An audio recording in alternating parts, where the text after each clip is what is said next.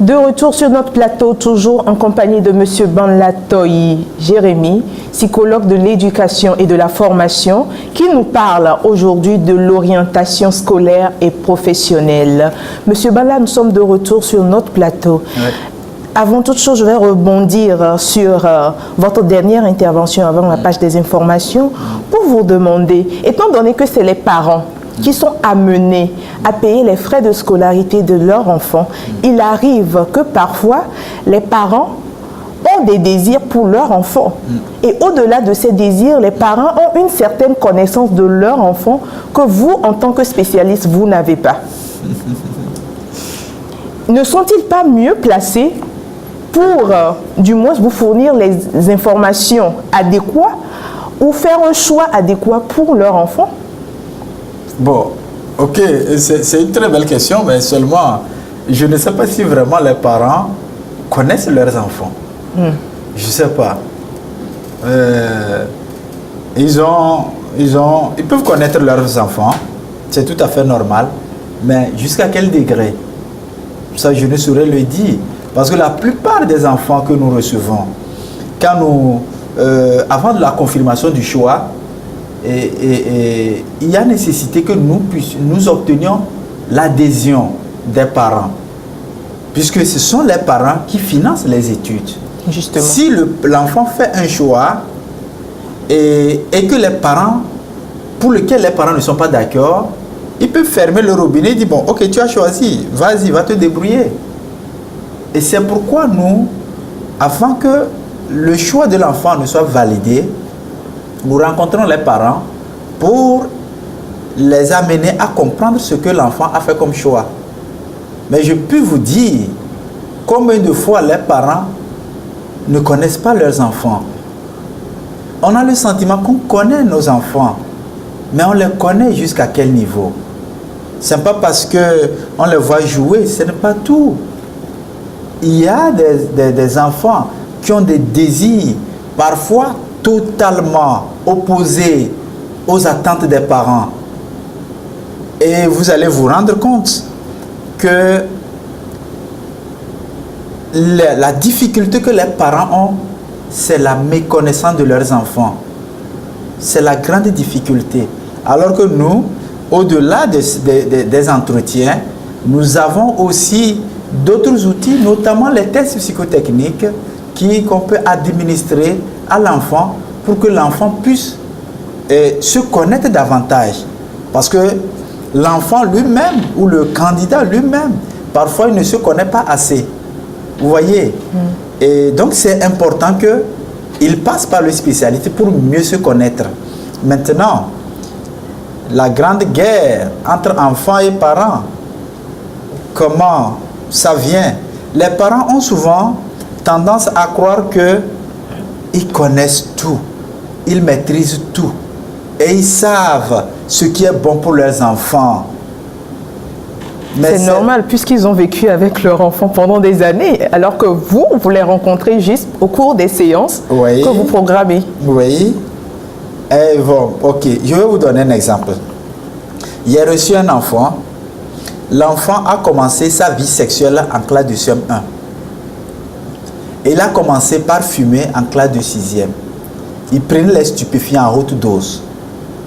Et c'est en 3e que les parents ont su que leur garçon faisait le sexe, leur garçon prenait des stupéfiants. Est-ce qu'ils connaissent vraiment leurs enfants? Il n'en demeure pas moins qu'ils ont une plus vaste connaissance de leur enfant que vous. C'est des connaissances, oui, c'est là moi je me demande s'ils connaissent réellement ou bien ils ont des apparences de connaissances. Vous voyez? Moi je ne sais pas. Peut-être votre affirmation est vraie, peut-être elle n'est pas confirmée. Mais moi je me pose des questions. Est-ce que les parents connaissent vraiment leurs enfants? C'est des questions auxquelles je suis confronté régulièrement. Et parfois, les enfants aussi ne connaissent pas leurs parents. Ça aussi. Parce que si les enfants connaissent leurs parents, ils vont connaître les valeurs que les parents défendent et protègent dans leur famille. D'où, souvent, nous sommes appelés à demander, à soumettre à des exercices aux enfants ou bien aux jeunes qui viennent vers nous pour briser la glace entre les parents et leurs enfants, d'aller à la connaissance des parents. Donc, pour revenir, dire que lorsque le parent pense qu'il connaît jusqu'au goût des enfants, ce n'est pas souvent vrai. Ce n'est pas souvent vrai. Et c'est pourquoi nous pensons que le rôle du parent dans le processus de l'orientation, ce n'est pas de dire à l'enfant, voici ce que tu dois faire, mais c'est d'aider l'enfant aussi à connaître ou bien à faire le choix. Le parent aussi intervient dans le processus de l'orientation. Alors, qu'est-ce que le parent doit faire en ce moment?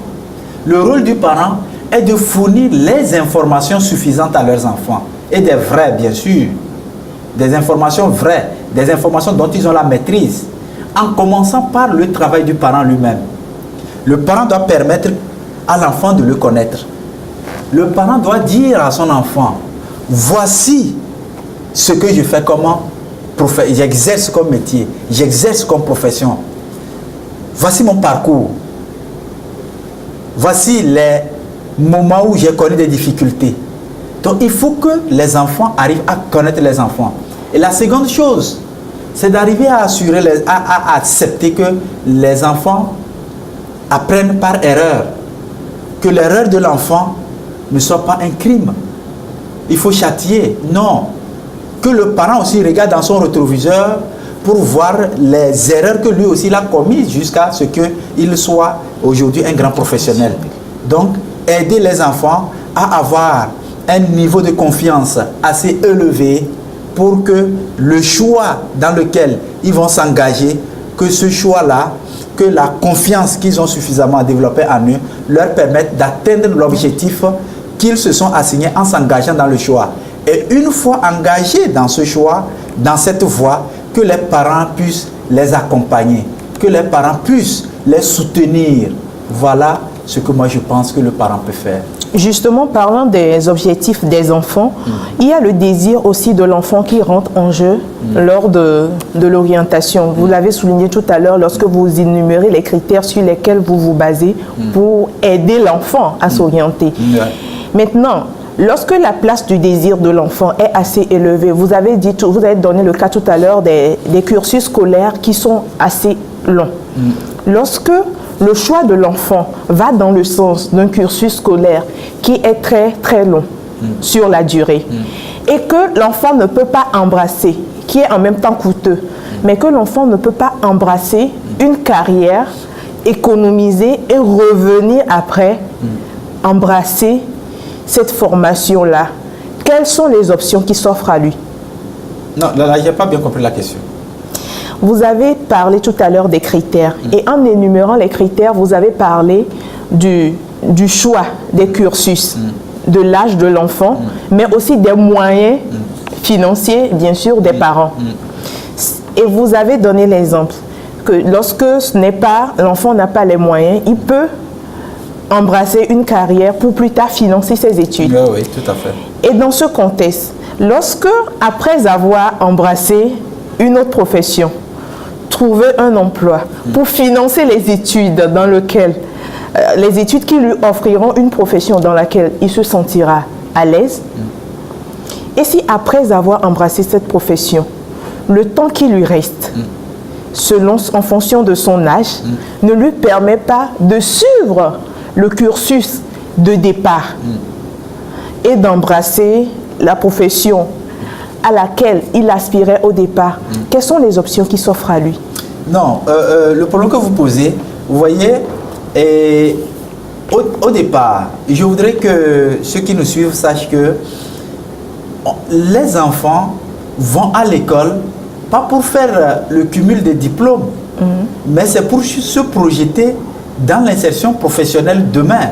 Au bout de la formation, il doit être en mesure de s'insérer sur le plan professionnel.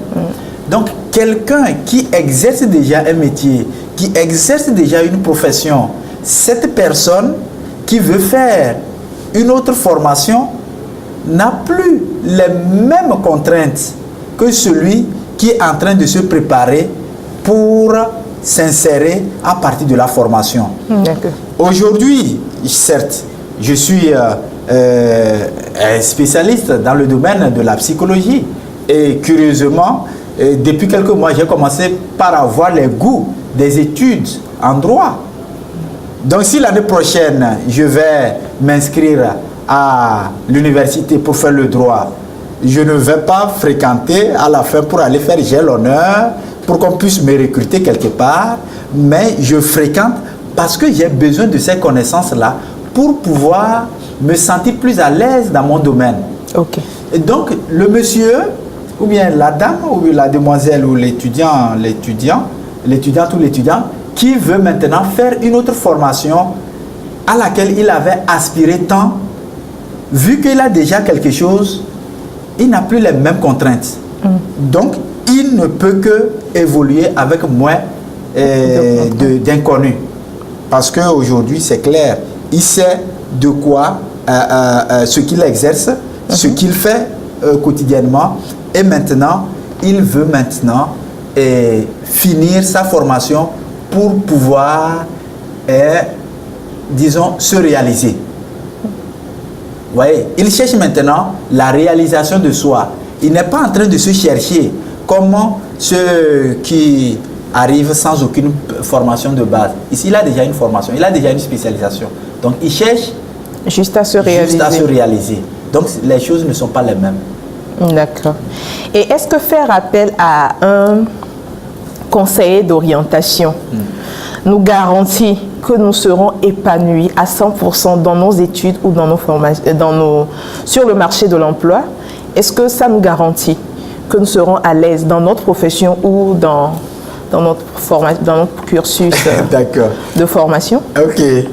Madame, vous savez, il n'y a pas un domaine dans lequel les actions sont parfaites. D'accord. Dans ce cas, quelle est la marge d'erreur lorsqu'on fait appel à... Oui, j'en viens. Un conseil d'orientation. Je vais d'abord donner des exemples. Vous voyez, vous prenez, que ce soit dans le domaine de l'ingénierie, je prends le cas des ingénieurs pont et chaussée, quand ils réalisent leurs ouvrages.